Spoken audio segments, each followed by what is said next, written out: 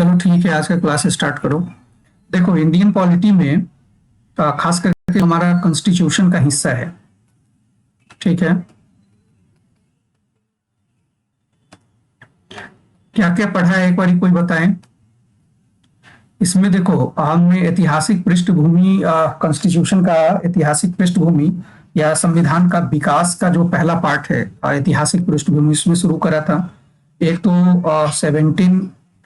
1773 का regulating act. इससे पहले देखो, इससे पहले कुछ हमने हिस्टोरिकल बैकग्राउंड लिए थे, जिसमें ईस्ट इंडिया कंपनी वगैरह की स्थापना वगैरह की हमने बात किया था। फिर 1781, फिर 1784, ये सारे हमने पिट्स इंडिया एक्ट वगैरह पढ़ लिए। 1786 का, 1793 का पहला चार्टर एक्ट, फिर 1813, 1833 यहां तक हो गया था। इसके बाद 1853 भी करवा दिया था, 1858 और 1861 तक हमने कर लिए थे, है ना। भारतीय परिषद अधिनियम, 1812 हाँ, भारतीय जी। परिषद अधिनियम, ये हमने 1861 तक का कर लिया था। ठीक है, यहां तक हमने पिछले क्लास में पढ़ लिया था। चलो, आज की क्लास का हेडिंग दीजिए। आज का न्यू क्लास है और हेडिंग दीजिए भारतीय परिषद अधिनियम। देखो, ये भारतीय परिषद अधिनियम, पिछले क्लास में हमने 1892 का अधिनियम हेडिंग डाल करके छोड़ दिया था, यही है ना। इससे देखो, ये उतना महत्वपूर्ण नहीं है, लेकिन इसको समझना बहुत महत्वपूर्ण है। ठीक है, 1892 का जो अधिनियम है, इसको समझना काफी जरूरी है। और यहाँ से एक दो प्रश्न आप लोगों के पूछ सकता है, जो मैं बता रहा हूँ कि कहाँ से क्वेश्चंस आप लोग के पूछ सकते हैं। ठीक है, जो इम्पोर्टेंट पार्ट है आपके इस चैप्टर का। तो सबसे पहले देखो, इसको समझो एक बारी। इस अधिनियम द्वारा, मतलब भारत परिषद अधिनियम द्वारा, अब कुछ ये टाइम पीरियड याद रखो। टाइम पीरियड क्या है? 1892, 1892। 1892 का मतलब क्या है, ये बताइए मुझे। 1892 का मतलब क्या है? 1892। इसका मतलब ये है कि देश में जो राष्ट्रीय आंदोलन है, नेशनल मूवमेंट है, नेशनलिज्म का, वो एक अपने चरम की ओर बढ़ रहा है धीरे धीरे। और देख रहे हैं कि इसी पीरियड में 1861 से 1861 और 1892, इस पीरियड में कई सारी घटनाएं घटती है। एक तो हमारा राष्ट्रीय कांग्रेस की स्थापना कब होती है? राष्ट्रीय कांग्रेस, ठीक है, की स्थापना ये 1885 में हो गई। तो देखो, 1885 में राष्ट्रीय कांग्रेस की स्थापना हो गई। इसी तरह से एक इल्वर्ट बिल का विवाद भी आया था, जिसमें भारतीय को न्याय प्रणाली से जोड़ा गया था, लेकिन इसका काफी आलोचना किया गया था। इल्वर्ट बिल, ऐसे कुछ कारक थे। ये सब जो इंडियन नेशनलिज्म है, माइक ऑफ कर लीजिए। इंडियन भारतीय राष्ट्रवाद को ये काफी आगे की ओर बढ़ाया। मतलब कि कांग्रेस की स्थापना नेशनलिज्म का एक कहिए कि चरम सीमा है। इंडिया में अब नेशनलिज्म काफी राइज हो चुका है। और दूसरा हम देखते हैं कि इल्वर्ट बिल का विवाद, जहां पे भारतीयों को नकारा गया न्याय के लिए, न्याय प्रणाली में भारतीयों को स्थान गोरों के समान नहीं देने की बात पर विवाद हुआ था। मतलब इल्वर्ट बिल में दिया गया था, लेकिन ब्रिटिश नहीं चाहते थे कि भारतीयों को न्यायिक व्यवस्था में गुणों के समान देना चाहिए। तो इसी कारण इल्वर्ट बिल हुआ था। बाद में हम पढ़ेंगे कौन था, लॉर्ड रिपिन और लॉर्ड लीटन, ये सब हमारे लिए काफी महत्वपूर्ण है। तो ये रिपिन के काल का है। अब देखो, अब यहां पर एक चीज और याद रखना, दूसरे तरफ देखते हैं भारत से बाहर, तो अमेरिकी क्रांति भी पहले हो चुकी है, इससे पहले। और यहाँ पे एक आवाज दिया गया था, आपको पढ़ाया था हिस्ट्री में, याद होगा कि उस समय क्या बोला था? प्रतिनिधित्व के बिना कर नहीं। याद है कि भूल गए? जब हिस्ट्री ऑप्शनल हुआ करता था तो उसमें पढ़ाया था अमेरिकी क्रांति। तो वहां पे मैंने क्या बताया था? नंदिनी, आप किसी को क्वेश्चन पूछ रहे हैं क्या?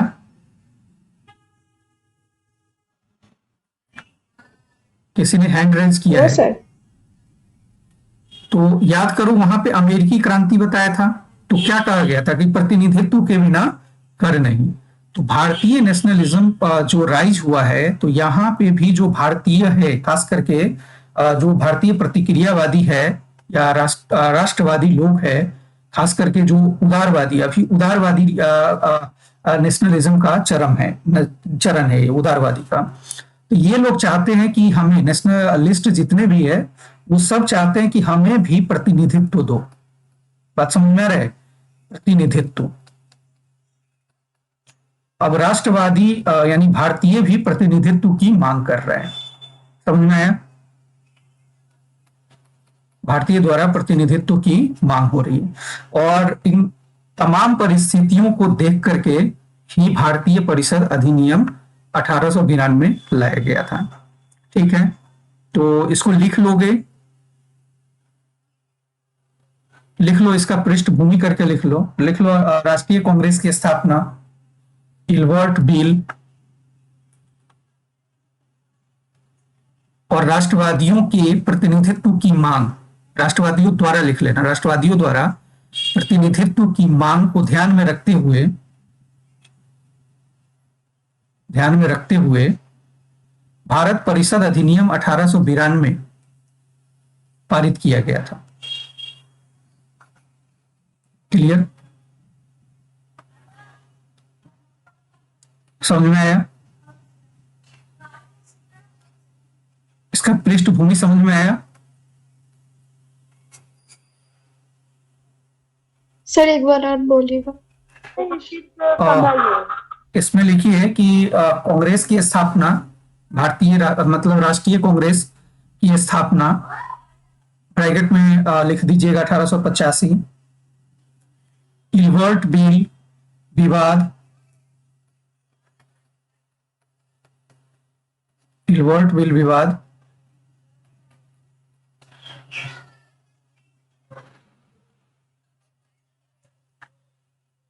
कॉमा लगा के लिख दीजिए ना, और भारतीय राष्ट्रवादियों द्वारा प्रतिनिधित्व की मांग। क्योंकि देखो, अब परिषद का गठन हो चुका है। इससे पहले हमने परिषद का गठन किया था, याद है? बंगाल का, उत्तर पश्चिमी प्रांत का, पंजाब का। तो ये हमने, और केंद्रीय परिषद का गठन हमने पहले किया था। बाद में हमने प्रांतीय परिषद का भी गठन कर लिया है। तो अब इन परिषदों में केंद्र और प्रांत दोनों में प्रतिनिधित्व की मांग किया जा रहा है। तो कई सारे कारण हैं, तो उसमें लिख लीजिए, एक तो राष्ट्रीय कांग्रेस की स्थापना, इल्बर्ट बिल विवाद और राष्ट्रवादियों द्वारा प्रतिनिधित्व की मांग, ब्रैकेट में लिख देना, अमेरिकी क्रांति से प्रभावित। अमेरिकी क्रांति में क्या हुआ था? प्रतिनिधित्व के बिना कर नहीं। ठीक है, नो टैक्सेशन विदाउट रिप्रेजेंटेशन, अमेरिकी क्रांति की एक बहुत बड़ा ये स्लोगन बन गया था। तो इन तमाम चीजों से प्रभावित है भारतीय, और हम देखते हैं कि केंद्र और प्रांत दोनों में परिषद का गठन हो चुका है। पिछला अगर अधिनियम याद होगा तो प्रांत में भी हमने, बंगाल में कब हुआ था गठन? बंगाल का प्रांतीय परिषद का गठन कब हुआ था? 1862 को भूल गए? 1862, वेरी गुड। ठीक है, याद रखो, पूरा पूरा याद रखो। तो हमने देखा कि दोनों जगह हो चुका है। तो अब देखो, इसका पहला प्रावधान लिखो, प्रावधान, प्रावधान नंबर फर्स्ट। ध्यान रखना, ये काफी डिफिकल्ट है 92 को समझना, 1892 को, लेकिन इसको काफी सरल तरीके से समझिए। देखो, जो केंद्रीय परिषद है या केंद्रीय व्यवस्थापिका कहिए, केंद्रीय व्यवस्थापिका, हाँ 1862, ठीक है, केंद्रीय व्यवस्थापिका 1862। हाँ हाँ, ठीक ठीक, वेरी गुड। हेडिंग दीजिए, केंद्रीय व्यवस्थापिका का जो सभा है, यानी कि परिषद है, व्यवस्थापिका सभा या केंद्रीय परिषद आप लिख सकते हैं शॉर्ट में, परिषद, जो देश के लिए कानून बना रहा है, ठीक है, तो यहां पर भी भारतीयों के लिए इसमें लिखो कि केंद्रीय परिषद या केंद्रीय परिषद में भारतीयों के लिए भारतीयों के लिए भारतीयों के लिए प्रतिनिधित्व की बात की गई। प्रतिनिधित्व, माइक ऑफ कर लीजिए, माइक ऑफ कर ले। भारतीयों के लिए प्रतिनिधित्व की मांग की गई। माइक ऑफ कर लीजिए, किसका माइक ऑफ है? ठीक है, भारतीयों के लिए प्रतिनिधित्व की मांग की गई। अब देखिए यहाँ पे जैसे ये केंद्र और प्रांत दोनों में, तो सबसे पहले हम केंद्र में बात कर रहे हैं। तो केंद्र में इसे कहा गया कि जो अतिरिक्त सदस्य होगा, अतिरिक्त सदस्य, यहां पे देखो, यहां पे कहा गया कि अतिरिक्त सदस्य, अतिरिक्त सदस्य ये होंगे, कौन से होंगे? गैर सरकारी, मतलब कि सरकार के तरफ से नहीं, गैर सरकारी होंगे, गैर सरकारी सदस्य होंगे। ठीक है, अब ये जो गैर सरकारी सदस्य है, इसकी संख्या कितनी होनी चाहिए? तो आप इसमें सबसे पहला है कि गैर सरकारी सदस्यों की संख्या बढ़ाई गई। आप लिखिए इसमें, केंद्रीय व्यवस्थापिका परिषद या सभा या परिषद में गैर सरकारी सदस्यों की संख्या बढ़ाई गई, हालांकि बहुमत सरकारी सदस्यों को ही दिया गया। बहुमत अभी भी सरकारी सदस्यों का ही होगा। ठीक है, और देखो केंद्रीय जो परिषद है, इसमें जो ये गैर सरकारी सदस्य है, इसकी संख्या कहा गया कि अधिक से अधिक, आप लिख लीजिए कि इसकी संख्या अधिकतम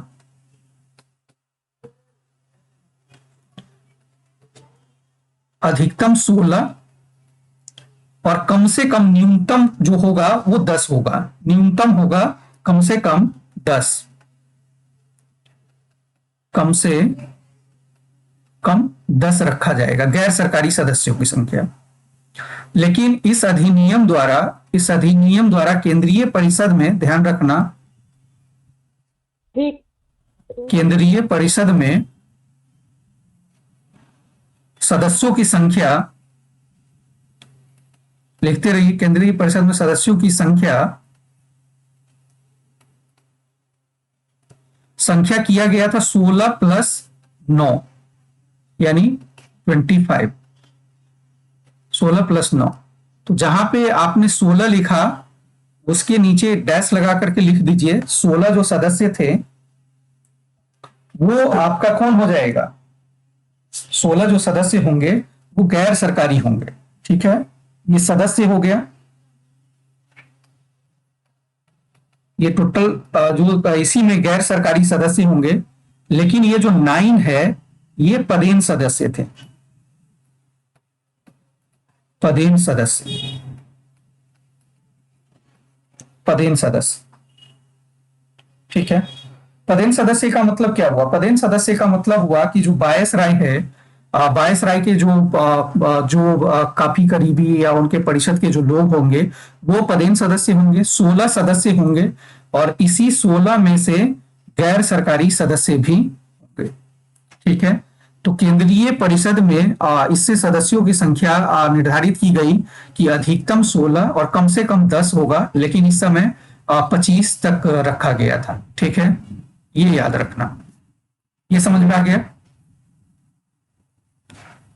केंद्रीय परिषद समझ में आया जी।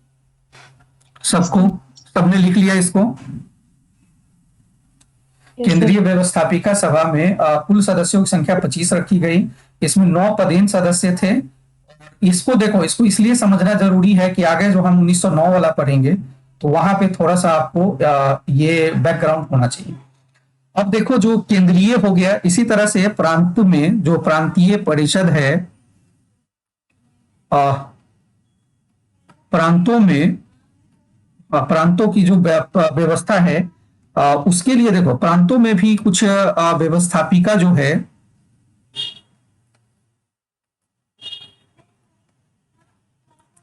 इसमें भी लोगों का प्रतिनिधित्व बढ़ाया गया। लेकिन यहाँ पे एक लिमिटेशन था कि जैसे देखो, प्रांतीय व्यवस्थापिका या परिषद, जो ये सभा है, व्यवस्थापिका सभा, उसमें सदस्य की संख्या एक निश्चित नहीं थी। लिख लीजिए, प्रांतों के व्यवस्थापिका सभा में भी गैर सरकारी सदस्यों की संख्या बढ़ाई गई। हालांकि यह एक समान नहीं था। हालांकि यह एक समान नहीं था। ठीक है। जैसे देखो, हमने पढ़ा था कि उत्तर पश्चिम प्रांत, याद होगा, उत्तर पश्चिम प्रांत में परिषद का गठन कब हुआ था? उत्तर पश्चिम प्रांत में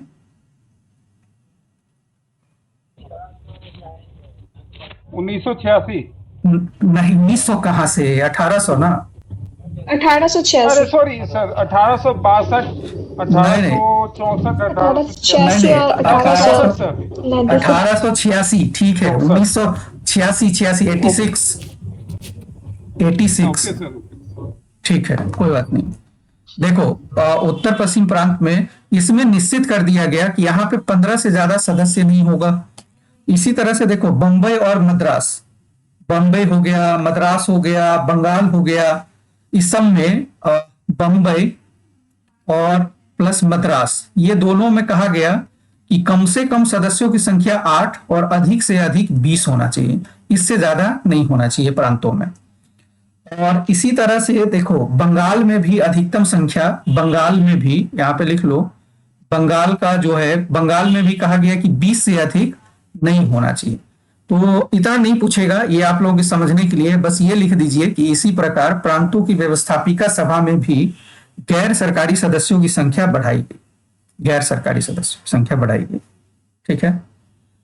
अब देखो, इस सदस्यों का बढ़ा तो दिया गया, लेकिन इस सदस्यों का निर्वाचन, अब लिखिए यहां पे नोट डाल करके लिखिए, नेक्स्ट प्रावधान में नोट स्टार लगा लीजिएगा, नोट लिखिए। इस अधिनियम द्वारा या 1892 के अधिनियम द्वारा, 1892 के अधिनियम द्वारा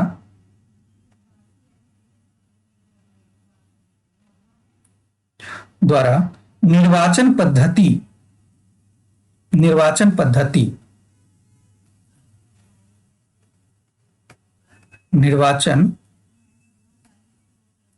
पद्धति ध्यान रखना, निर्वाचन पद्धति का आरंभ किया गया।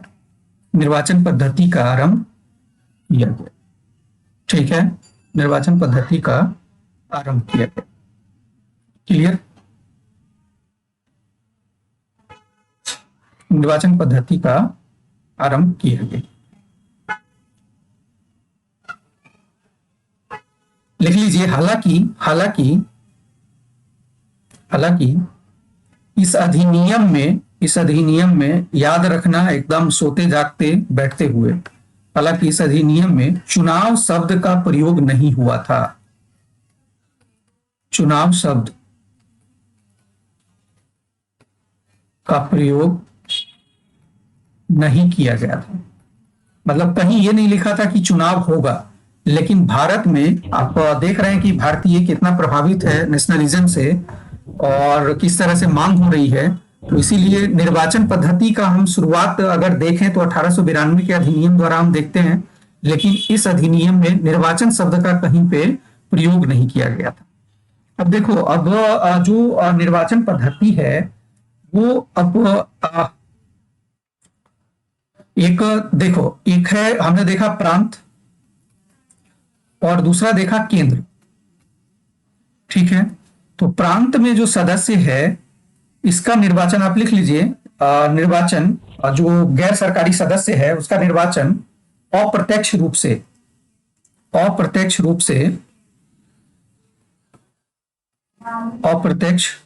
से होता था। और इसका निर्वाचन में देखो, इसका निर्वाचन के लिए एक निर्वाचन मंडल बनाया जाता था, और उस निर्वाचन मंडल में जैसे नगर पालिका हो गया, जिला बोर्ड हो गया, नगर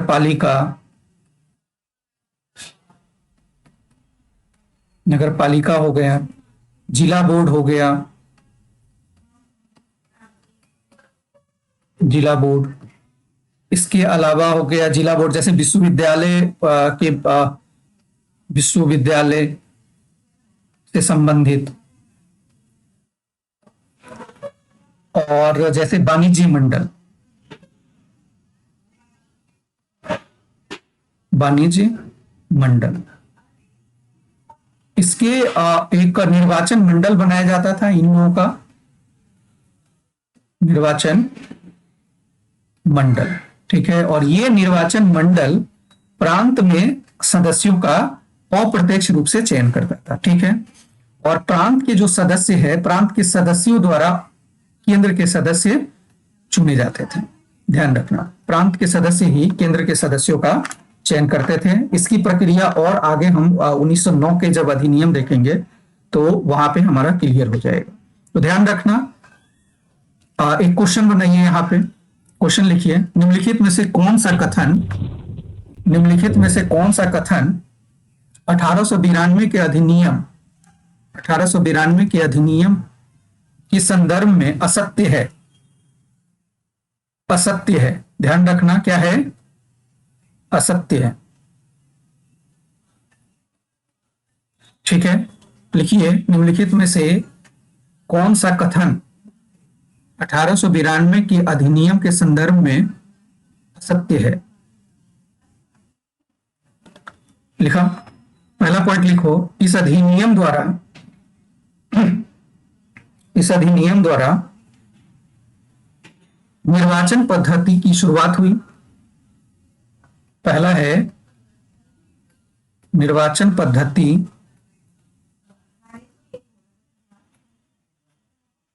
की शुरुआत हुई। कहां तक लिख लिया? लिखो, निम्नलिखित में से कौन सा कथन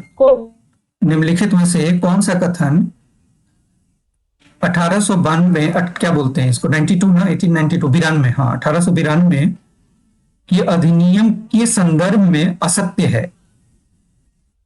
असत्य है, ध्यान रखना, असत्य है, उसको अंडरलाइन कर लो। पहला पॉइंट लिखिए, निर्वाचन पद्धति की शुरुआत हुई। दूसरा लिखिए, प्रतिनिधियों का चयन प्रत्यक्ष रूप से किया गया। प्रतिनिधियों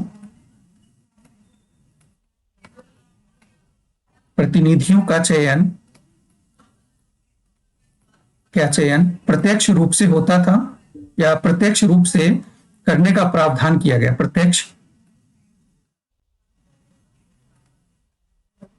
प्रत्यक्ष चुनाव प्रणाली लिख देना, चुनाव द्वारा। तीसरा लिखिए, केंद्रीय व्यवस्थापिका में अतिरिक्त सदस्यों की संख्या बढ़ा दी गई। केंद्रीय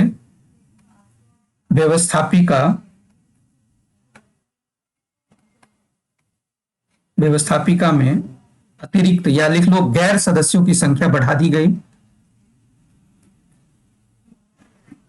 चौथा लिखिए, प्रांतीय व्यवस्थापिका सभा में गैर सदस्यों की संख्या बढ़ा दी गई।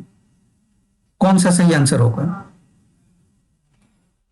तीसरा है, केंद्रीय व्यवस्थापिका सभा में गैर सदस्यों की संख्या बढ़ा दी गई। और चौथा है, प्रांतीय व्यवस्थापिका सभा में गैर सदस्यों की संख्या बढ़ा दी गई। आंसर क्या होगा? माइक ऑफ कर लीजिए। ठीक ठीक ठीक, वेरी गुड। देखो, इस तरह से आपके सिविल सर्विसेज में क्वेश्चन पूछा जाएगा। और आप लोगों को एक इंटरव्यू का लिंक शेयर करा था, शायद सबको मैंने दिया था। उसमें चेयरमैन साहब क्या कह रहे हैं? चेयरमैन साहब का स्टेटमेंट था कि हम जो बच्चे जो हमें सेलेक्ट करना है वो ऐसे नहीं सेलेक्ट करना है। और उन्होंने क्या बोला कि कंफ्यूजिंग क्वेश्चन होंगे। अगर कंफ्यूजिंग क्वेश्चन नहीं होगा और क्वेश्चन के लेवल टफ नहीं होगा तो हम कैसे अच्छे लोगों का चयन कर पाएंगे? बात समझ रहे हो? और ये सब चीजें आज से कई साल पहले हो जाना चाहिए था बीपीएससी में, और ईमानदारी पूर्वक होता।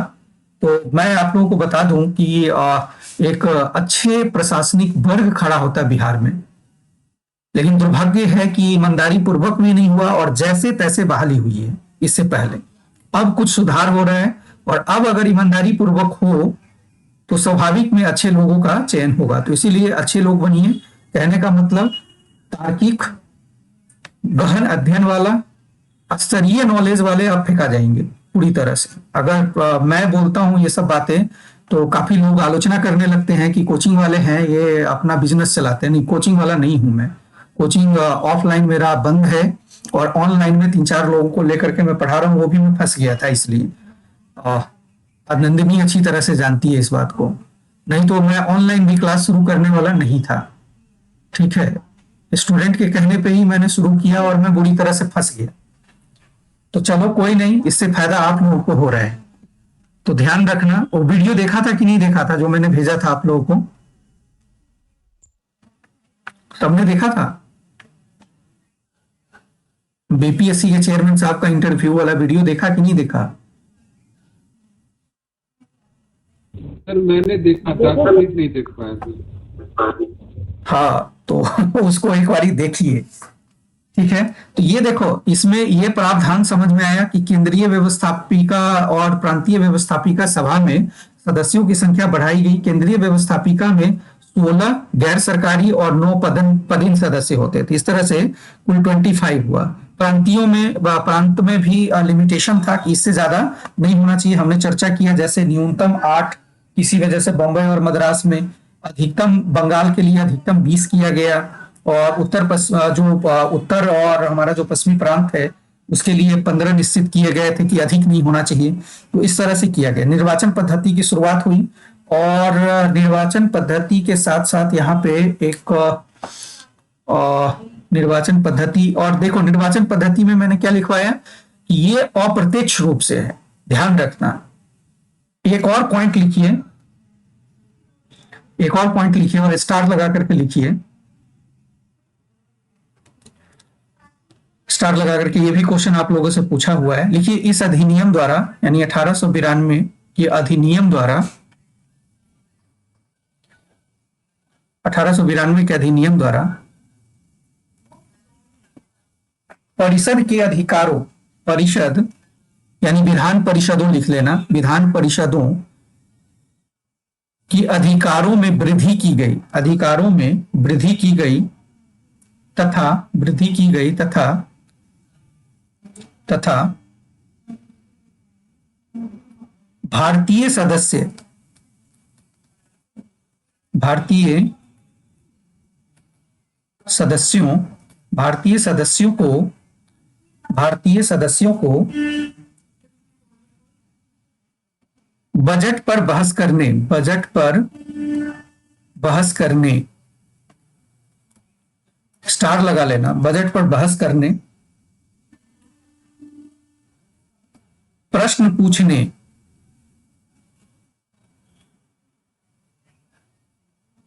प्रश्न पूछने का अधिकार दिया गया, प्रश्न पूछने का अधिकार दिया गया।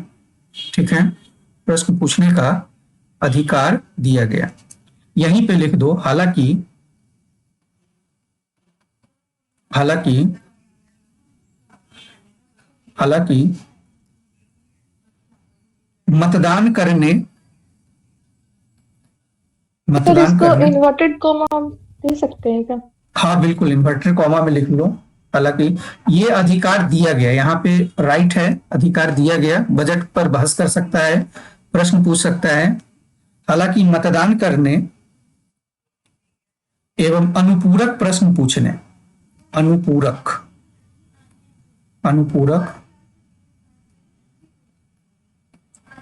प्रश्न पूछने, ठीक है,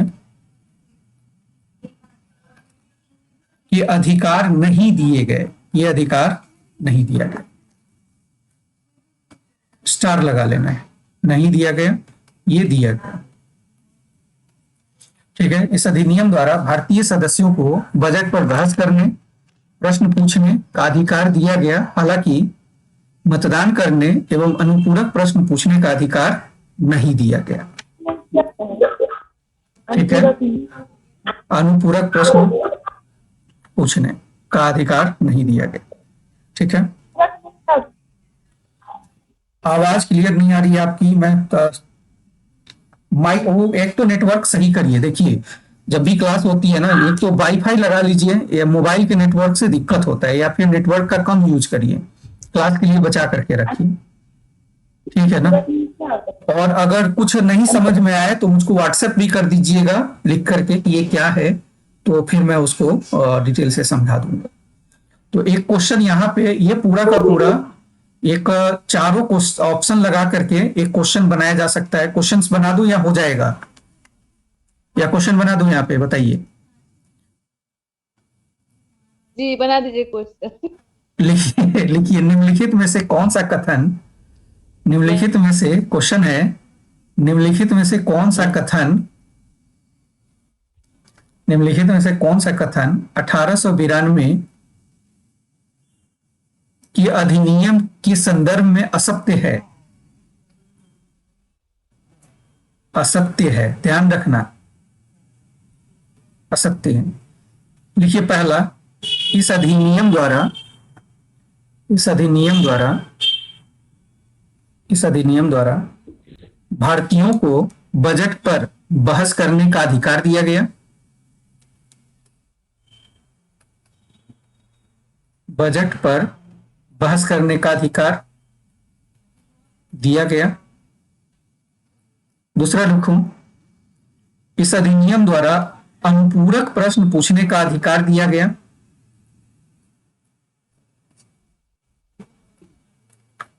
प्रश्न पूछने का अधिकार दिया गया। तीसरा लिखिए, तीसरा लिखिए, भारतीयों को, भारतीयों को, भारतीयों को प्रश्न पूछने का अधिकार दिया गया। प्रश्न पूछने, व्यवस्थापिका सभा लिख दीजिएगा, खास करके जो केंद्रीय व्यवस्थापिका सभा होगा क्वेश्चन में, पूछने का अधिकार दिया गया। और नेक्स्ट लिखिए, प्रत्यक्ष निर्वाचन, माइक ऑफ करिए, माइक ऑफ करिए, माइक ऑफ कर लीजिए। प्रत्यक्ष निर्वाचन प्रणाली की शुरुआत की गई। प्रत्यक्ष निर्वाचन प्रणाली की शुरुआत की गई। प्रत्यक्ष निर्वाचन क्या होगा आंसर?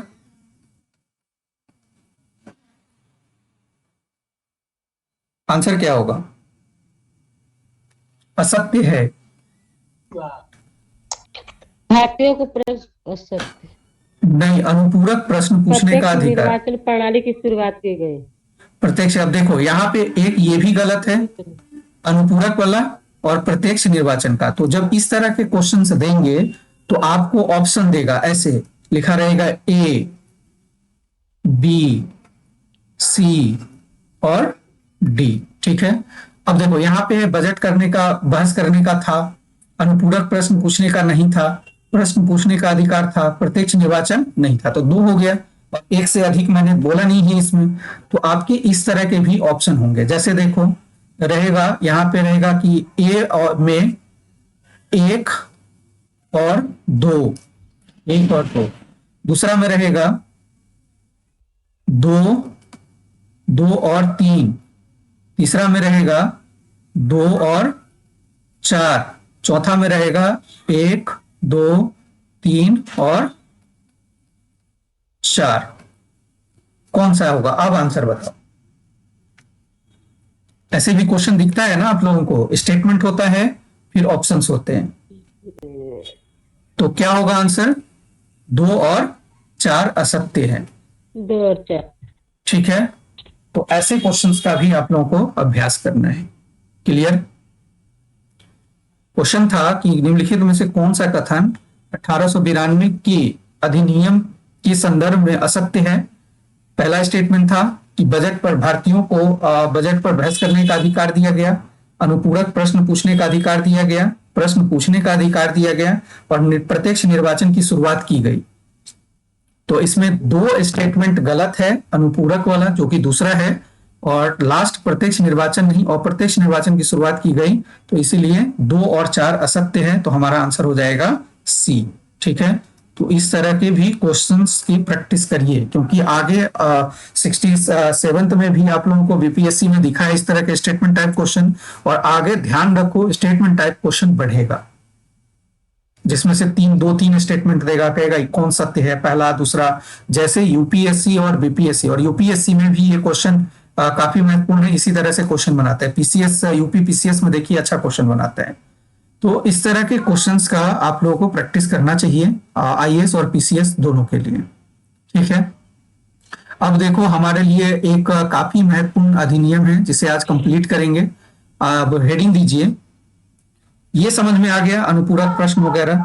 अब इससे क्या है, एक लास्ट में अगर आप कंक्लूजन लिखना चाहें तो देखते हो कि ये जो 1892 का अधिनियम है वो अगर हम 1861 के अधिनियम से तुलना करें तो कुछ अधिक प्रगतिशील है, ठीक है। यहाँ पे हम देखते हैं कि भारत में कुछ न कुछ भारतीयों के लिए किया जा रहा है, और इसका मूल कारण था भारत में नेशनलिज्म का काफी उदय होना, और खास करके राष्ट्रीय कांग्रेस की स्थापना, ठीक है।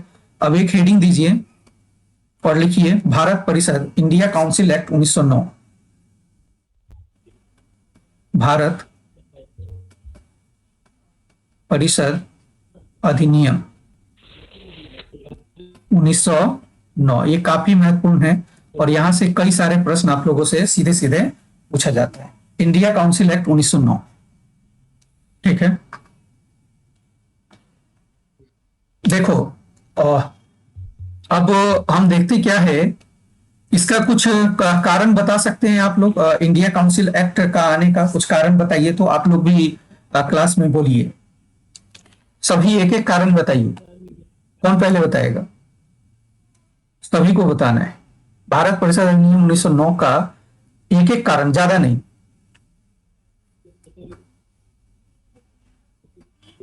बोलिए।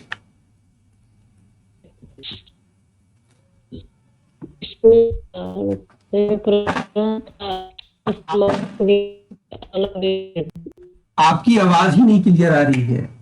मेरी आवाज आपको सुनाई दे रहा है?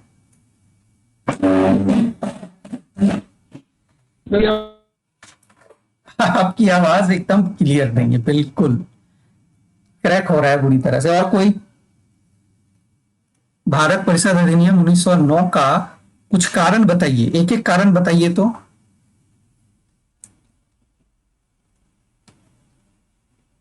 नहीं कोई, और कोई नहीं बोले। हाँ, क्या बताइए, मैं सुन रहा हूं। सर आंदोलन, स्वदेशी आंदोलन। स्वदेशी आंदोलन, वेरी गुड, एक पॉइंट ठीक है, अच्छा है। और कोई? साक्षी नेटवर्क सही नहीं है क्या आपका? आप कुछ बोलना चाह रही है लेकिन बोल नहीं पा रही है, मतलब बोल रही है, आवाज आपकी क्रैक हो रही है, समझ नहीं पा रहा हूं। आप लोग समझ रहे हो जो साक्षी बोल रही है? देखिए दोबारा बोले कि इसमें कारण का तो वही था, स्वदेशी। स्वदेशी रंजीत जी बता दिए, स्वदेशी अब नहीं चलेगा, आप दूसरा बताइए। अलग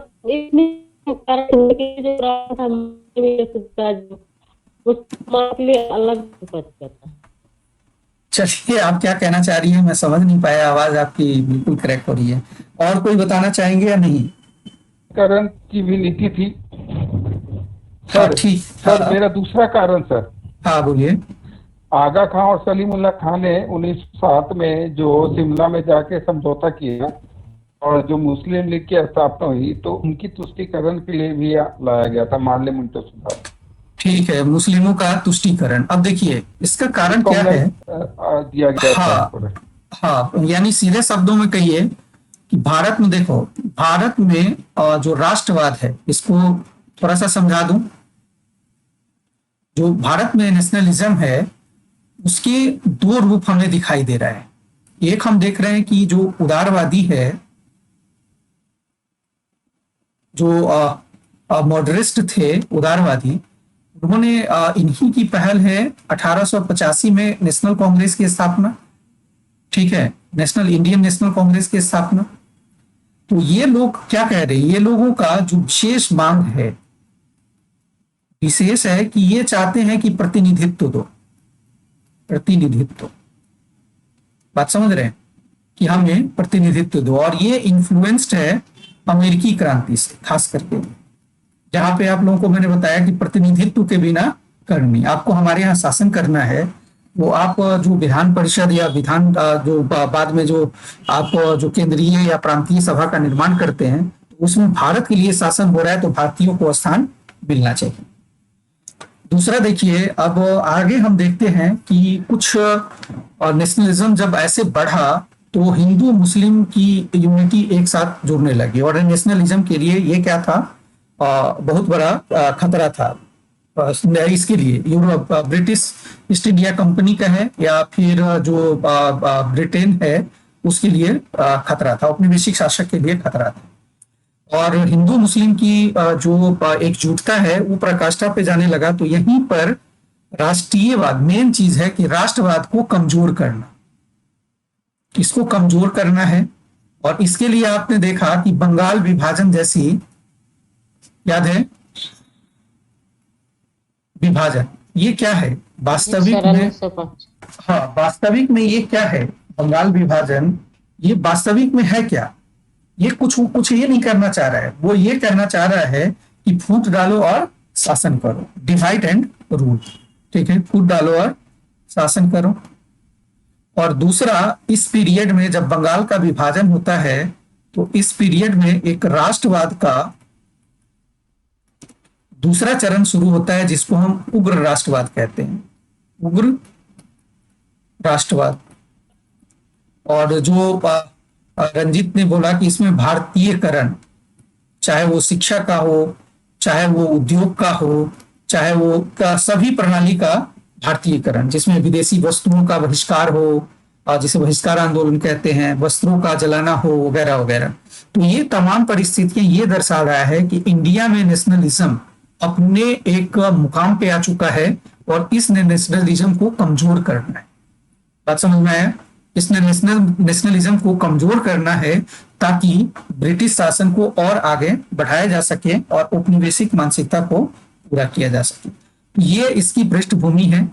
और इन पृष्ठभूमि के आधार पर ही, मतलब जो भारत में जो राष्ट्रवाद का काफी विकास हो चुका है, राष्ट्रवाद, यहाँ पे दोनों तरह के राष्ट्रवाद हमें दिख रहे हैं, वह उग्रपंथी और नरमपंथी दोनों हैं, नरमपंथ और उग्रपंथ, ये दोनों तरह के राष्ट्रवाद हमें व्यापक रूप से दिख रहा है। तो भारत में किस तरह का शासन हो, ठीक है, इसके लिए एक जो यहाँ पे कमिटी बनाया जाएगा, ठीक है, कि किस तरह का शासन हो। और ये था अरुंडले समिति बनाई गई थी इसके लिए कि भारत में राष्ट्रवाद को किस तरह से दबाया जाए और कैसे भारत में ब्रिटिश सत्ता को और मजबूत किया जाए।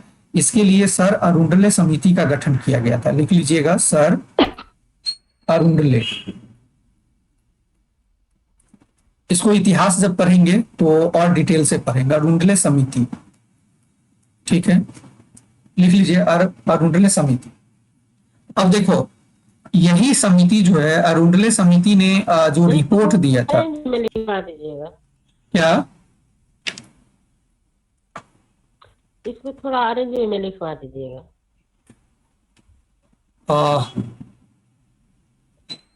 इसको ऐसे लिख लीजिए, आप लिखिए तो, देखिए, भारत शासन भारत परिषद अधिनियम 1909 भारत में उभरती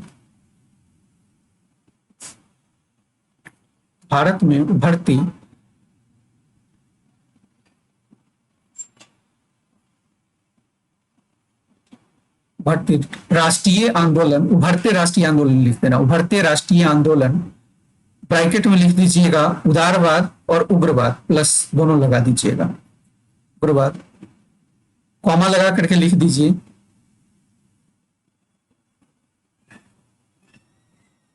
राष्ट्रवाद में सम्मिलित जन भागीदारी मतलब हिंदू मुस्लिम एकजुटता, ब्रैकेट में लिख दीजिए, हिंदू मुस्लिम एकजुटता,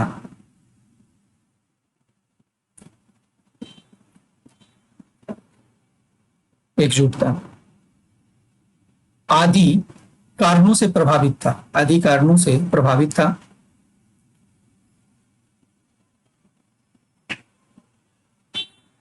दूसरा पॉइंट लिखिए, 1909 का अधिनियम, 1909 का अधिनियम सर अरुंडले समिति की रिपोर्ट पर आधारित था। अरुंडले समिति ये शायद फरवरी में आया था 1909 में, ठीक है। अरुंडले समिति की रिपोर्ट पर आधारित था, जिसे स्टार लगा करके लिखिए, जिसे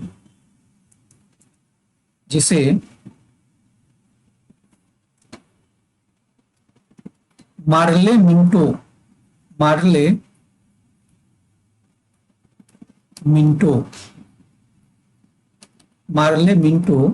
सुधार के नाम से जाना जाता है।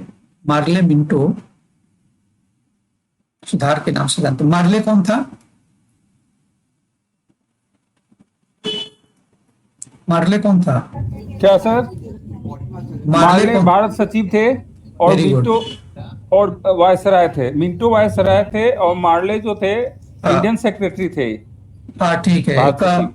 वेरी गुड, लिख लीजिए मार्ले भारत सचिव थे। मार्ले के नीचे लिख दीजिएगा भारत सचिव, और मिंटो के नीचे लिख दीजिए वायसराय।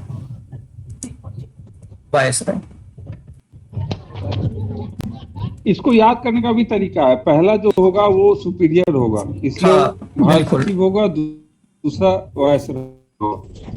हाँ, या जैसे मास मूवमेंट से मास है तो सचिव हो गया, और मिंटो है, वायसराय है, तो याद रहेगा। ये समझ में आया कि इसे मार्लो मिंटो सुधार भी कहा जाता है। हालांकि ये सुधार नहीं था, वास्तविक में फूट डालो शासन करो की नीति पर आधारित एक है ये। क्लियर? नेक्स्ट पॉइंट लिखो। अब आ जाइए इसके प्रावधान में। इसके प्रावधान ये समझ में आ गया, बैकग्राउंड समझ में आ गया। अब लिखिए 1909 के अधिनियम के प्रावधान।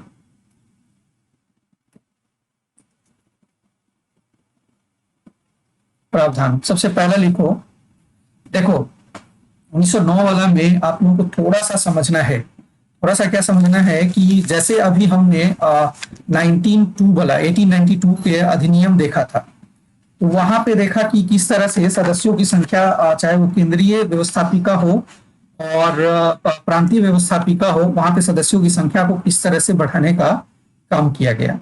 तो पहला पॉइंट लिखिए, आपके पास TMH होगा, वहां पे देखो लिखा होगा कि इसने केंद्रीय और प्रांतीय विधान परिषदों के आकार में काफी वृद्धि की। केंद्रीय परिषद में इनकी संख्या 16 से 60 हो गई। ठीक है, इसको मत लिखना, मैं पढ़ के सुना रहा हूं। आप ऐसे लिखिए इस अधिनियम द्वारा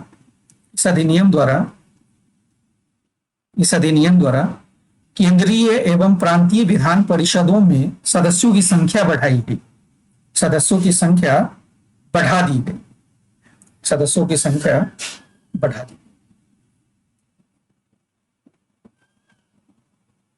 क्लियर? केंद्रीय एवं प्रांतीय विधान परिषदों में सदस्यों की संख्या बढ़ा दी गई। ठीक है, लिख लिया। अब दूसरा पॉइंट लिखिए, केंद्रीय, ठीक है, विधान परिषद, केंद्रीय विधान परिषद। देखो केंद्रीय विधान परिषद, इससे पहले हमने देखा कि केंद्रीय विधान परिषद में जो सदस्यों की संख्या थी वो कितना कर दिया गया था, ये बताइए। सदस्यों की संख्या जो अभी हमने 1892 देखा, तो मैंने बताया कि यहाँ पे 25 और 25 में से कितना, 16 और प्लस 9। 9। ठीक है, 16 प्लस। सर एक मेरा क्वेश्चन था। हाँ वो मैं बहुत देर से ट्राई कर रहा हूँ, हो सकता है ट्रेन में नेटवर्क नहीं हो। 16 और 9 जो पदेन सदस्य होते थे वो क्या सिंपल नामांकन करते थे, और 16 नहीं, ये अलग 16 अलग अलग जा रहा हूँ 1892। हाँ, ये जो होते थे ना, ये जो वायस राय है, वायसराय के परिषद, जी। जो एक वायसराय का जो अलग परिषद होता था, उनके द्वारा होता था ये, वायसराय से संबंधित। और नो। वायसराय, हाँ, अधिकारी और वायसराय के परिषद का जो तो सदस्य होते थे वो सरकारी हो सरकारी जाएंगे। अधिकारी होते थे, बिल्कुल और बिल्कुल, जो ये 16 होते थे वो गैर सरकारी होते थे। ये गैर सरकारी होते थे, मैंने लिखवाया था, ये गैर हाँ, नहीं, सरकारी वो सदस्य। मैं हाँ तभी हाँ क्वेश्चन कर रहा था उस समय नेटवर्क। तो जो 16 था वो हाँ अप्रत्यक्ष रूप से हाँ, जो चुने जाते प्रांतों थे। में जो प्रत्यक्ष रूप से निर्वाचित, हाँ, अप्रत्यक्ष चुनाव होता था नहीं, इसका। जो प्रांतों में चुने जाते थे वो अप्रत्यक्ष रूप से इन 16 को चुनते थे। बिल्कुल बिल्कुल, अप्रत्यक्ष रूप से। अभी चुनाव तो प्रत्यक्ष सर रूप से यहाँ होगा ही अप्रत्यक्ष नहीं। अप्रत्यक्ष दोनों चुनाव हो। नहीं नहीं नहीं नहीं नहीं, प्रत्यक्ष सर कैसे होगा? कल परसों बंदी हो। अब जैसे देखिए, जो सर प्रांत, मेरा एक सवाल हाँ है। हाँ हाँ सर, जो प्रांत के लोग थे, प्रांत के लोग खुद अप्रत्यक्ष रूप से चुने जाते थे। हम्म, अब वो अप्रत्यक्ष रूप से चुन के फिर केंद्रीय विधानसभा में 16 को प्रत्यक्ष रूप से चुनते थे, यानी प्रत्यक्ष डायरेक्ट रूप से चुनते थे। तो ये अप्रत्यक्ष और प्रत्यक्ष दोनों हो गया ना। नहीं अब देखिए मेरा यहाँ पे कंफ्यूजन है सर। मैं समझा रहा हूँ। यहाँ देखिएगा कि जो चुनाव की जो प्रक्रिया है ना अधिनियम में, ये अप्रत्यक्ष है। अब जैसे देखो, प्रत्यक्ष रूप से चुनने का मतलब क्या हुआ, कि प्रत्यक्ष रूप से चुनने का मतलब हुआ कि ए है, बी है, बात समझ रहे हैं? ए है जी और बी है। अब वो प्रांत के जो जितने लोग हैं, मान लीजिए 16 लोग हैं, ये चुनाव करेंगे, ठीक है, चुनाव करेंगे। कुछ लोग इसको वोट देंगे, कुछ इसको देंगे। मान लो इसको मिल गया 8, इसको मिल गया 7, एक चला गया, एक अब्सेंट है, तो फिर भी ए जीत गए, बात समझ रहे हैं? ये जीत गए। लेकिन अभी भी ये जो 16 लोग हैं ना, ये 16 लोग हैं, तो ये 16 लोग पूरा का पूरा, यहाँ पे जो गैर सरकारी सदस्य है, ध्यान रखिए, गैर सरकारी सदस्य है, इसमें भी जो 16 लोग हैं, ये पूरे के पूरे सदस्य अप्रत्यक्ष रूप से चुने नहीं आएंगे, बात समझ रहे हैं? मैंने लिखवाया कि भले ही 16 लोग कर दिया गया, लेकिन अभी भी बहुमत सरकार के सदस्यों का रखा गया। सरकार का जो सदस्य है उसका बहुमत रखा अगेन जाएगा।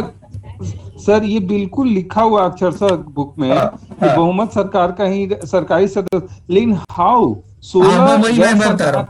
अभी आप 1 मिनट मुझको टाइम दीजिए तो और क्लियर हो जाएगा, ठीक है? जी सर।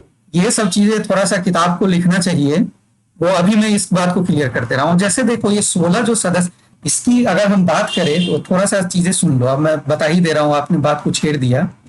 तो सदस्यों की जो संख्या होती थी वो 4 तरह के होते थे, बात समझ रहे हैं? एक हो गया कि एक तो पहला हो जाएगा कि वो गवर्नर जनरल और उसके कार्यकारी सदस्य हो जाएंगे, जो वायसराय है, वायसराय, समझ रहे हैं? जी सर। और उसके कार्यकारी द्वारा जो मनोनीत होंगे वो 9 सदस्य हो गया, बात समझ में आया? जी, जिसको एग्जीक्यूटिव और कैबिनेट भी बोला जाता था, मतलब बिल्कुल। व्यवहारिक रूप से। हाँ, ये एक तरह से कहिए एक्स ऑफिसियो मेंबर्स हो जाएगा, यस सर। ठीक है, एक्स ऑफिसियो मेंबर। दूसरा जो मेंबर होगा वो होगा मनोनीत सरकारी अधिकारी, ये मनोनीत होंगे, मनोनीत सरकारी अधिकारी होंगे, बात समझे? तो ये जो 16 लोग हैं, 16 में से अलग अलग बांट करके होगा। यहाँ पे कुछ मनोनीत सदस्य होंगे, आप समझ में आया? जी सर। 16 पूरा का पूरा चुने हुए नहीं होंगे, मनोनीत होंगे। नहीं होंगे। और हाँ।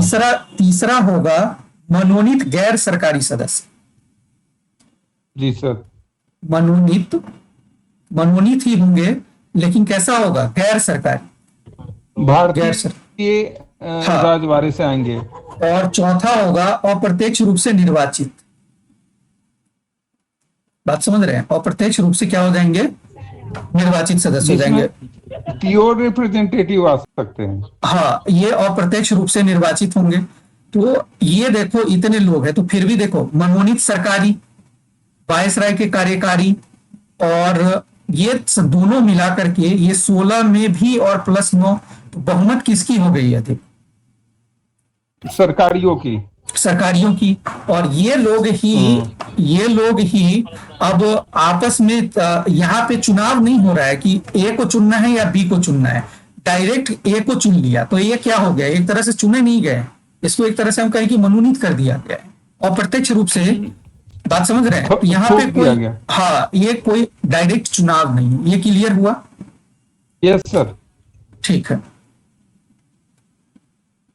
कई बार ना पॉलिटी में मैंने फेस किया, डायरेक्ट और इनडायरेक्ट इलेक्शन में। इनडायरेक्ट इलेक्शन उसको कहते हैं जिसमें डायरेक्ट जनता भाग ना ले। हाँ, बिल्कुल बिल्कुल। जैसे कि बिल्कुल। सपोज प्रेसिडेंट के चुनाव में जनता के प्रतिनिधि भाग लेते, तो उनको अभी देखो, इनडायरेक्ट। बिल्कुल बिल्कुल, ये जो अभी है, अभी जो केंद्रीय परिषद में जो चुनाव हो रहा है, उसमें जनता कहाँ ले रहा है? जनता का जो प्रतिनिधि है, खास करके जो मैंने बोला कि जो स्थानीय निकाय के सदस्य है, विश्वविद्यालय से जुड़ा हुआ सदस्य है, नगर पालिका के सदस्य है, बात समझ रहे हैं? ये लोग चुन रहे हैं, डायरेक्ट जनता का इन्वॉल्वमेंट नहीं है। और आपको ये भी याद होगा कि उस समय जनता को चुनाव करने के लिए भी संपत्ति के अधिकार होते थे, पता है ना? वो हिस्ट्री में आप लोगों को मैं लिखवाऊंगा कि हाँ, संपत्ति का, एजुकेशन का, कई सारे बाउंडेशन है। उतना चीजें मैं यहाँ पे नहीं खोलना चाह रहा, ठीक है ना? नहीं, बिल्कुल सर। हाँ, तो इसीलिए मैंने उसको गौण रखा है। तो यहाँ पे ध्यान रखिएगा, अभी 1892 वाला है, 1892 वाला, ठीक है, ये अप्रत्यक्ष रूप से चयन किए जा रहे हैं लोगों द्वारा, अप्रत्यक्ष। अभी कैसे तुरंत प्रत्यक्ष निर्वाचन की शुरुआत कैसे कर देगा वो, ठीक है? Yes sir. हाँ, तो अब हमने जो हेडिंग रखा था वो क्या था, 1909 वाला ना? 1909 वाला में क्या लिखवाया है? हाँ सर, एक और इसमें आपने एक बात कही कि चुनाव का वर्ड यूज नहीं किया, चुनाव शब्द यूज नहीं अधिनियम में किया, चुनाव शब्द का प्रयोग नहीं किया गया था, याद रखना। लेकिन निर्वाचन शब्द का प्रयोग है। क्या? निर्वाचन शब्द का प्रयोग है। निर्वाचन, हाँ, निर्वाचन मतलब नियुक्त किया गया, नियुक्त, अपॉइंटमेंट कहिए उसे, अपॉइंटेड बाई, अपॉइंटेड बाई, ऐसे ही लिखिएगा, इलेक्टेड नॉट इलेक्टेड, ठीक है? उसको लिखिएगा अपॉइंटेड, ठीक है ना? Yes sir. हाँ सर प्लीज। हाँ, ठीक है, अपॉइंटेड होगा, इलेक्टेड नहीं होगा। अब देखिए 1909 में मैंने क्या लिखा था, ये अरुंडले समिति, ये पॉइंट लिखवा दिया था, इसे मिंटो मॉडलो, मोंटे मिर्लो के सुधार के नाम से भी जाना जाता है। ये पॉइंट हमने लिख लिया था। और दूसरा हम समझ रहे थे कि देखो, इसमें ये करा गया कि जो अभी हमारा जो केंद्रीय, हाँ, नेक्स्ट पॉइंट केंद्रीय और प्रांतीय परिषद वाला लिखवाया था। तो जो केंद्रीय है, ऐसे लिख लीजिए, केंद्रीय विधान परिषद, हेडिंग डाल करके विधान परिषद। देखो, केंद्रीय विधान परिषद, वहां पे लिखा होगा बुक में कि केंद्रीय विधान परिषद में इसकी संख्या 16 से 60 हो गई, मतलब 16 से बढ़ा करके कितना कर दिया गया, 60 कर दिया गया। तो केंद्रीय विधान परिषद या जो व्यवस्थापिका है, व्यवस्थापिका लिख लो, इसमें सदस्यों की संख्या, सदस्यों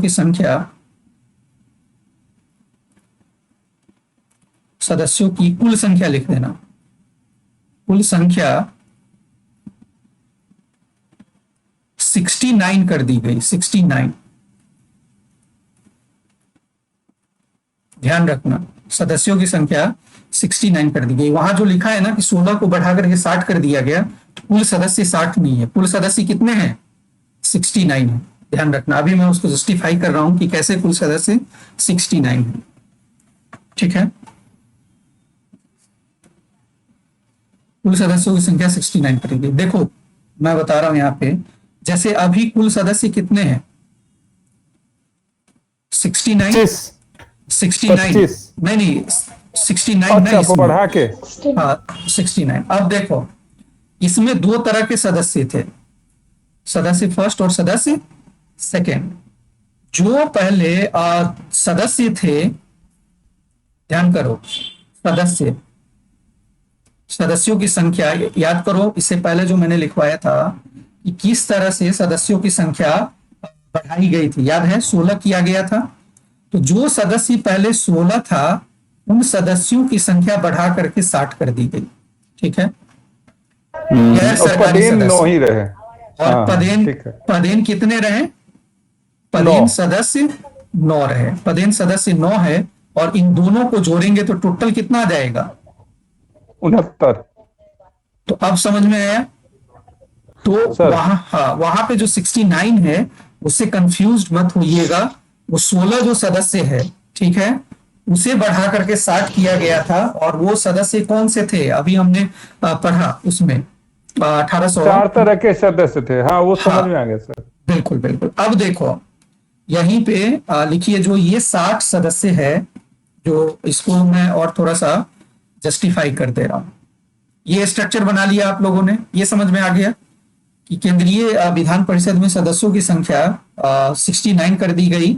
69 में 16 जो सदस्य थे पहले, उसको 60 कर दिया गया, और पदेन सदस्यों की संख्या 9 है। ये स्ट्रक्चर आप लोग लिख लीजिए। ठीक है, इसके बाद देखो, इसके बाद एक और आप इसको थोड़ा सा जस्टिफाई कर लीजिए। देखो जो हमने लिखा कि कुल सदस्यों की संख्या 1909 के अधिनियम द्वारा केंद्र में, हम अभी बात कर रहे हैं केंद्र में, ध्यान रखना, केंद्र में कुल जो सदस्य है हमारे केंद्रीय परिषद में, केंद्रीय विधान परिषद में, ये जो होगा 69। अब देखो 69 को ऐसे बांट लो, 69 में इसको 2 पार्ट कर देना, पार्ट फर्स्ट और पार्ट सेकेंड। अब ये जो सदस्य है इसमें से 37 तो बच जाएगा कितना? 32। जो 37 सदस्य है ये सरकारी होते थे। अब समझ में आ रहा है जी आपको रंजीत? अब ज्यादा क्लियर हो रहा होगा यहां से भी कि वहां भी जो सदस्य 16 सदस्य थे तो उसमें से सारे के सारे अप्रत्यक्ष रूप से निर्वाचित नहीं थे, उसमें सरकारी भी थे। क्लियर? तो 37 सरकारी है और 32 गैर सरकारी है। सरकारी है, गैर सरकारी। सरकारी। सर यहाँ एक क्वेश्चन है, सरकारी का मतलब स्पेशली ब्रिटिश और ब्रिटिश राजवाड़े से संबंधित है, राइट? हाँ, जो ब्रिटेन सरकारी का मतलब कि जो वायसराय है उसको भी अधिकार था कुछ लोगों को मनोनीत करने का। ब्रिटिश पार्लियामेंट भी कुछ लोगों को मनोनीत करेंगे, इसमें राजवाड़े हो सकते हैं। मतलब एक तरह से कहिए नेशनल मूवमेंट को शांत करना है, तुष्टीकरण करना है। बात समझ रहे हैं? तो तुष्टीकरण करने के लिए कुछ ऐसे ऐसे लोगों को चुन के बैठा दो जिसके कारण नेशनल मूवमेंट कमजोर हो सकता है। अगर नहीं बैठाएंगे तो उग्र रूप ले सकते। मान लीजिए जैसे आप काफी लोकप्रिय लोग हैं, बात समझ रहे हैं, लोकप्रिय लोग हैं तो आपको मैंने अपने पक्ष में कर लिया। अब जैसे देखो मुस्लिम लीग की बात बाद में, जब जामिया मिलिया इस्लामिया के जो संस्थापक है, नाम क्या है? सर सैयद अहमद खां। सर सैयद अहमद खान क्यों ब्रिटिश का गुणगान करने लगे थे, बताइए जरा। 1885 वो पहले राष्ट्रवाद को ही मानते थे, लेकिन जब वो पॉपुलर हो गए तो इन्होंने देखा कि इनके कैडर में एकमात्र यही व्यक्ति जो सबको समझा सकते हैं और समझा सकते हैं। तो अब मान लीजिए ऐसे व्यक्ति जो नेशनल मूवमेंट में अगर उसको भागीदारी न दिया जाए तो नेशनल मूवमेंट को उग्र बना सकता है, और उसको अगर तुष्टीकरण कर दिया जाए तो नेशनल मूवमेंट को क्या किया जा सकता है? शांत किया जा सकता है, किया जा सकता है। मैंने आप लोगों को पहले ही भी बोला था कि देखिए उपनिवेशवाद का कोई घोषित या लिखित यानी कांस्टेंट जो रूल एंड रेगुलेशन नहीं होता है, तो समय और परिस्थिति के अनुसार बदलता रहता है। और अगर कुछ कांस्टेंट होता है तो वो होता है कि उपनिवेश का शोषण कैसे हम करें। बात समझ रहे हैं? प्रैग्मेटिक होता है और उसका एकमात्र लक्ष्य होता है कि अपने एक्सप्लॉइटेशन ऑफ कॉलोनीज, कि किस तरह से मतलब कि एक्सप्लॉइटेशन ऑफ कॉलोनीज टू, या आप कह सकते हैं टू, आप यह लिख सकते हैं फॉर, लिखिए फॉर, वहां पे लिखिए मदर कंट्री हो गया ब्रिटेन और कॉलोनी हो गया भारत। भारत का एक्सप्लॉइटेशन करना है। अब इसी पे देखिएगा, इसी पे लिखिए, आप जब ड्रेन ऑफ वेल्थ पढ़ते हैं तो सब्यसाची भट्टाचार्य साहब का एक बड़ा अच्छा स्टेटमेंट है, मछली के तेल में मछली को फ्राई करना। सर एक चीज मेरे मुंह से निकल रहा है, आप जिस तरह पॉलिटी पढ़ा रहे हैं, अगर आप हिस्ट्री के जानकार नहीं होते तो इतना अच्छा पॉलिटी कोई नहीं पढ़ाता है।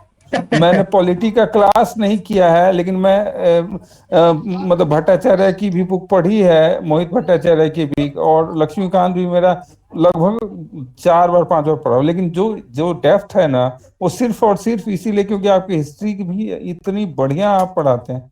Thank you sir, thank you so much. और मैं सबसे रिक्वेस्ट करूंगा जिस तरह सर पढ़ाते, प्लीज प्लीज प्लीज आप थोड़ा सा स्टूडेंट की संख्या बढ़ाए। जितने लोग जुड़े हुए हैं, 5-6 लोग हैं हम लोग, प्लीज मेरी करबद्ध प्रार्थना है सबसे।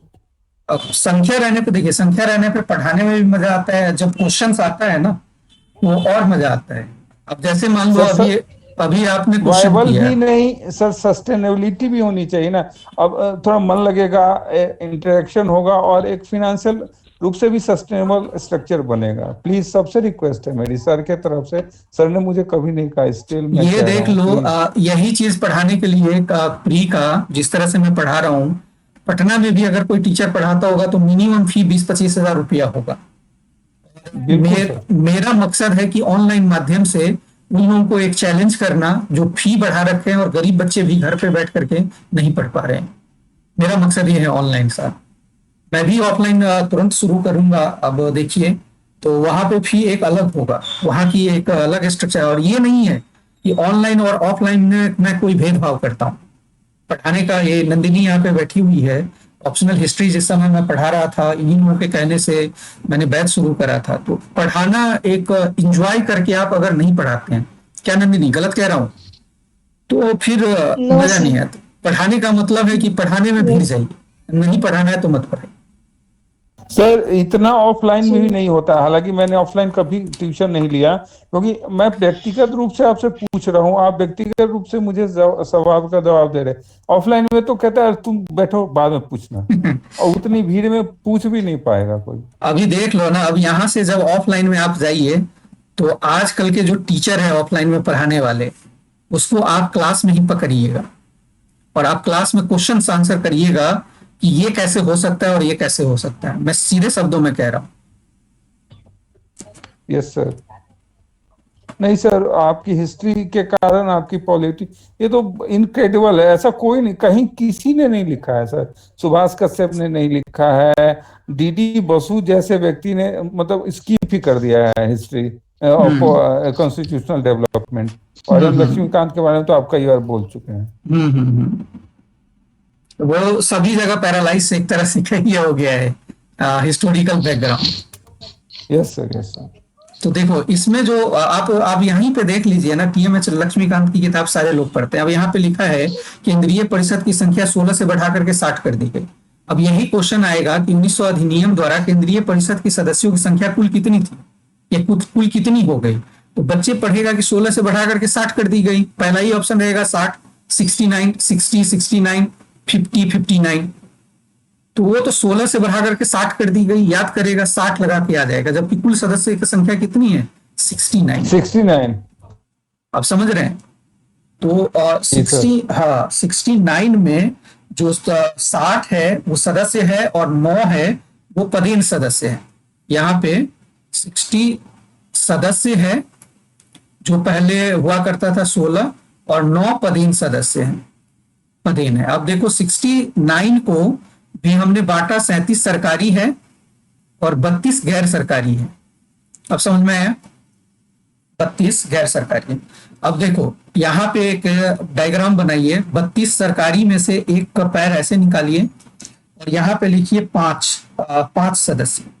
5 ये नामजद होते थे, नामजद मतलब 5 लोगों को आप चयन करके दे दिए कि फलाना जगह के महाराजा होंगे, फलाना जगह के राव साहब होंगे, ऐसे ऐसे राजा अधिकार ये सब हो जाएंगे, महाराजा वगैरह। तो 5 लोगों का नामजद किया जाता था। नहीं सॉरी, गैर सरकारी में ये सरकारी में नहीं। सरकारी तो कांस्टेंट हो गया ना 37, ठीक है ना? बोल रहे थे इसमें लगा रहे थे आपको। हाँ, थैंक यू। वो मैं इधर ध्यान नहीं दिया। Thank you. चलो लिखो, जो गैर सरकारी है ना, तो गैर सरकारी में से 5 लोग लिख लीजिए, 5 नामजद। नामजद।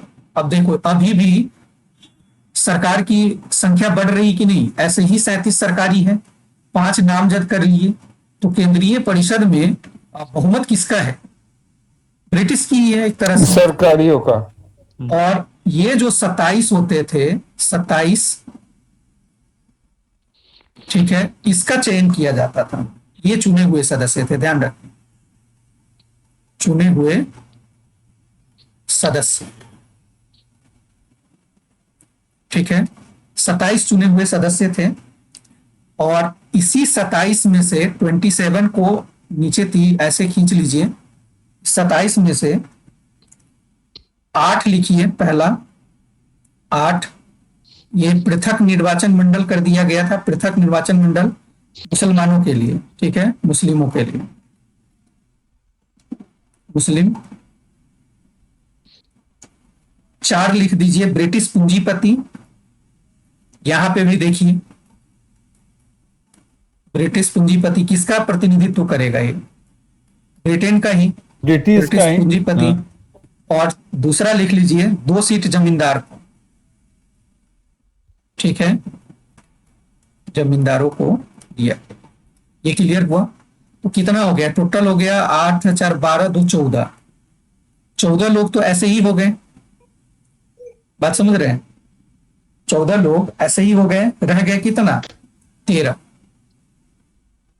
13 लोग हो गए। 13 लोग हो गया, आप लिख लीजिए 13 हो गया।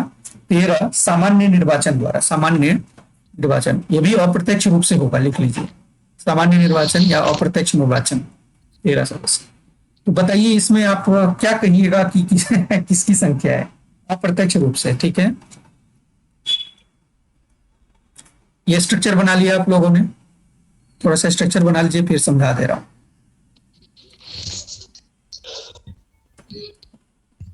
ध्यान रखिएगा, अप्रत्यक्ष रूप से चुनते थे। माइक ऑफ कर लीजिए, साक्षी माइक ऑफ कर लीजिए प्लीज। ये हो गया, स्ट्रक्चर हो गया आप लोगों का। अब देखो, जो 13 सदस्य जो चुने जा रहे हैं, 13 सदस्य जो चुने जा रहे हैं, ठीक है, जो सामान्य निर्वाचन द्वारा संख्या कितना हो गया? 13 सदस्य सामान्य निर्वाचन। इसका होगा कैसे, ये देखिए। सबसे पहला एक, ये आप ध्यान रखना, ये अप्रत्यक्ष रूप से हो रहा है, अप्रत्यक्ष निर्वाचन। ध्यान दो, होगा क्या कि जो स्थानीय निकाय है, जैसे शुरुआत में हमने पढ़ा स्थानीय निकाय, जो भी स्थानीय निकाय हो गया और विश्वविद्यालय वगैरह, सीधे मैं स्थानीय निकाय लिख दे रहा हूं। स्थानीय निकाय के जो सदस्य होंगे वो चयन करेंगे, इसके द्वारा जो एक निर्वाचन परिषद होगा, समझ रहे हैं? स्थानीय निकाय का निर्वाचन परिषद बनेगा,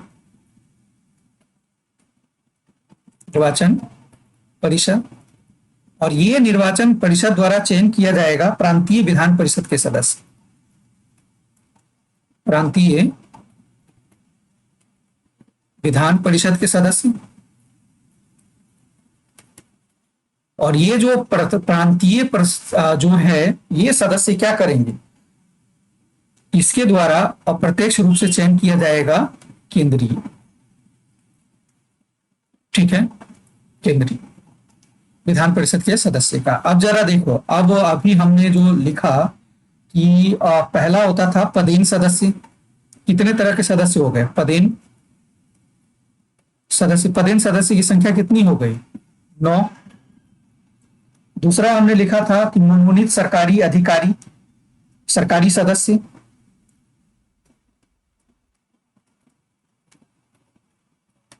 सरकारी सदस्य कितना था?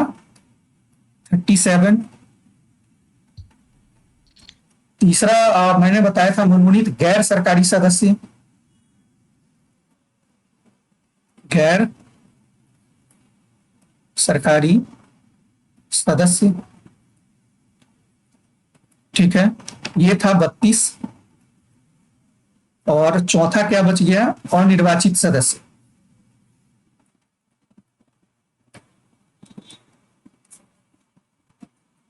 अनिर्वाचित सदस्य, ये अनिर्वाचित जो उसके द्वारा होते थे। तो देखो कितने टोटल कितने सदस्य हो गए?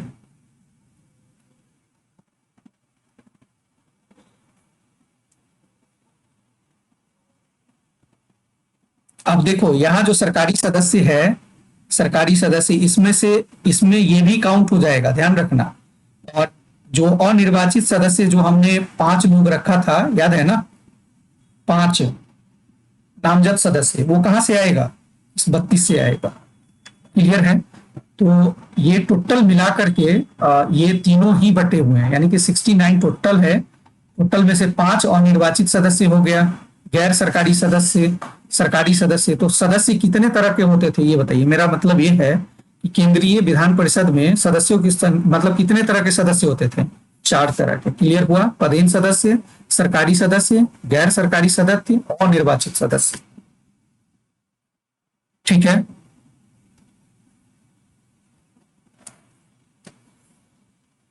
क्लियर है या ज्यादा हो गया?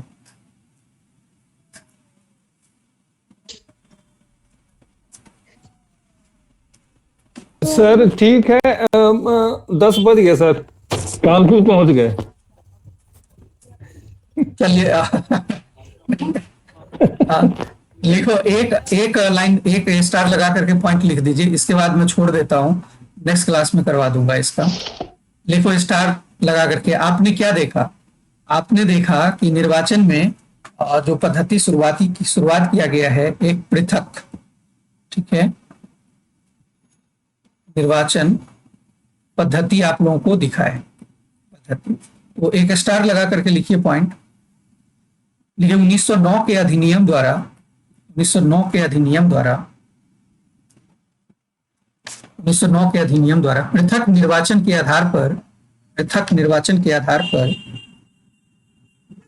निर्वाचन के आधार पर मुस्लिमों के लिए, मुस्लिमों के लिए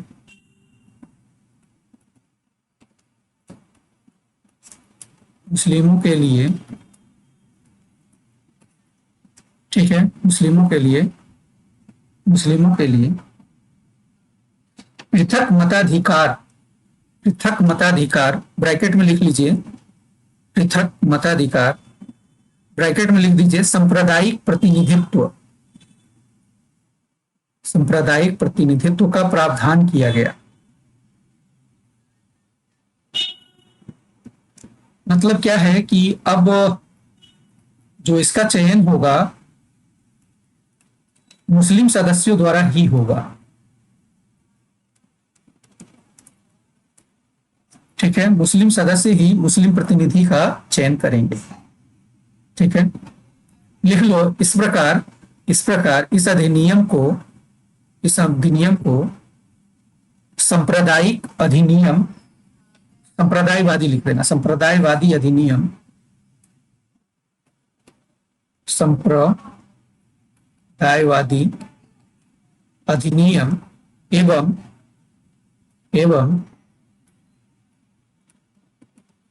लॉर्ड मिंटो को, लॉर्ड मिंटो को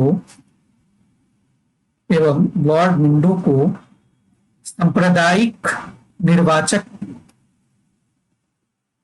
सांप्रदायिक निर्वाचन,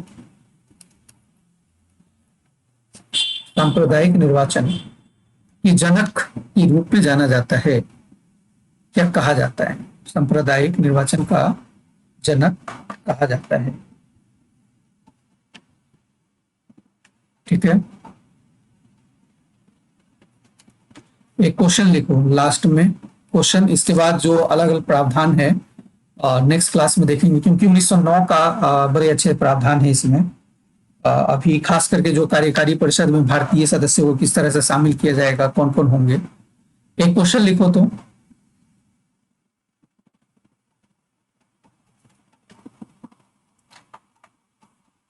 लिखो लिखो हम भारत में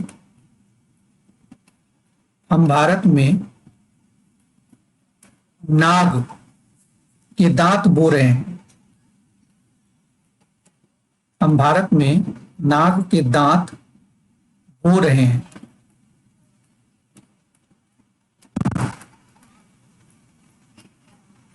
कोट एंड कोट करके लिखना है। क्वेश्चन लिखो, हम भारत में नाग के दांत बो रहे हैं और इसका फल भीषण होगा।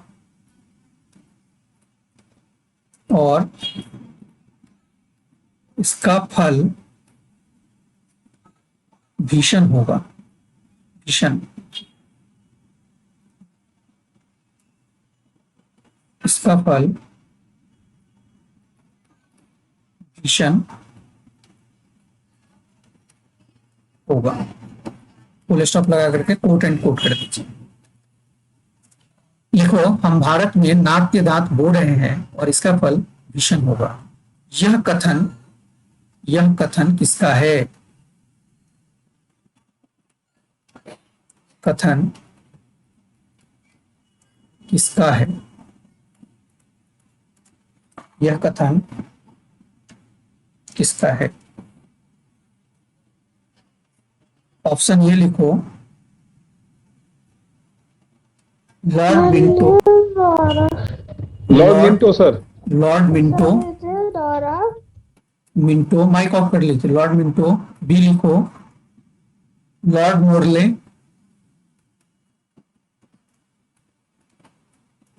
मोरले। सी लिखिए, अरुंडले। अभी जो बताया था कि अरुंडले समिति का गठन किया गया था, सर अरुंडले। और डी लिख लो, काफी पॉपुलर रहा है, कर्नवालिस।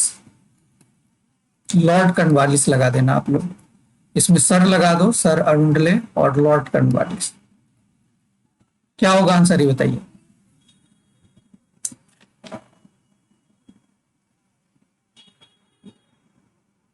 हम भारत में नाक के दांत बो रहे हैं। सब होश में है या सो गए सब?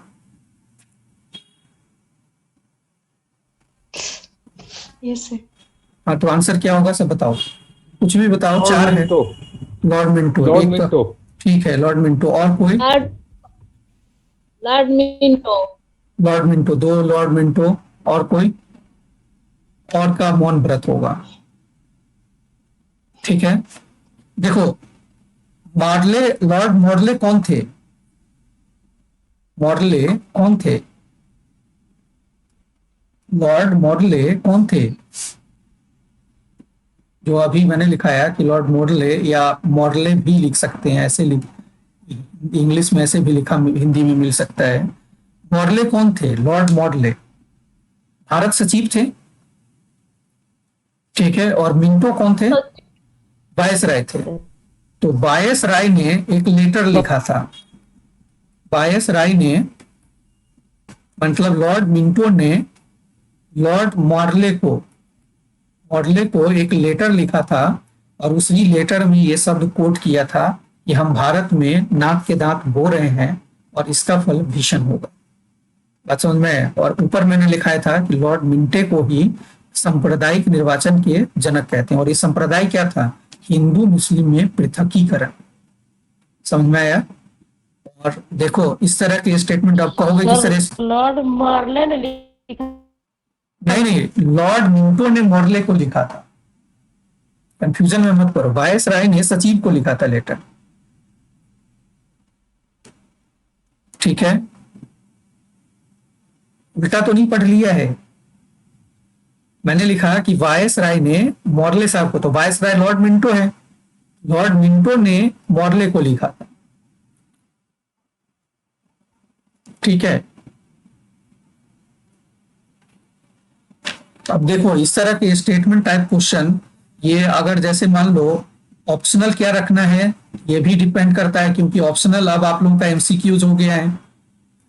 तो इस तरह के क्वेश्चन ऑप्शनल हिस्ट्री वाला में, अब ऑप्शनल में हिस्ट्री और ज्योग्राफी के स्टूडेंट की संख्या बढ़ेगी। और स्वाभाविक भी है, क्योंकि ज्योग्राफी आपको डिटेल पढ़ना है, हिस्ट्री डिटेल पढ़ना है, तो ऐसे ही ऑप्शनल रखना है कि ताकि 46 यानी 50-60 नंबर आप ला सकें। तो ध्यान रखना। और ऐसा नहीं है कि प्री में इस तरह के क्वेश्चन आपको नहीं दिखेगा, स्टेटमेंट टाइप क्वेश्चन। एक बारी सीडीपीओ का पेपर हुआ था, देखा है सीडीपीओ का पेपर? और सीडीपीओ के पेपर उठा करके देखिए, उसमें सीधा सीधा स्टेटमेंट टाइप हिस्ट्री के इतने स्टेटमेंट क्वेश्चन पूछे थे कि हम लोगों का भी होश खराब कर दिया था जब क्वेश्चन मैंने देखा था। तो कि ये यूजीसी का क्वेश्चन है या बीपीएससी का क्वेश्चन है, ठीक है। और सिविल सर्विसेज में भी आपका आईएएस पीसीएस में भी ये क्वेश्चन, अदर पीसीएस में भी ये क्वेश्चन पूछे जा सकते हैं, ठीक है। तो चलो आज इतना हम रखते हैं क्लास का, और नेक्स्ट क्लास में इसका और पार्ट हम रखेंगे, ठीक है। हेलो। हाँ हाँ थैंक यू सर, हाँ, thank you sir, thank you. Okay okay, welcome thank you sir. Welcome welcome good night welcome. Sir. Good night sir. Good night good night sir good night. एक बड़ा सा student बोल रही है, लग रहा है, बोल रहा है।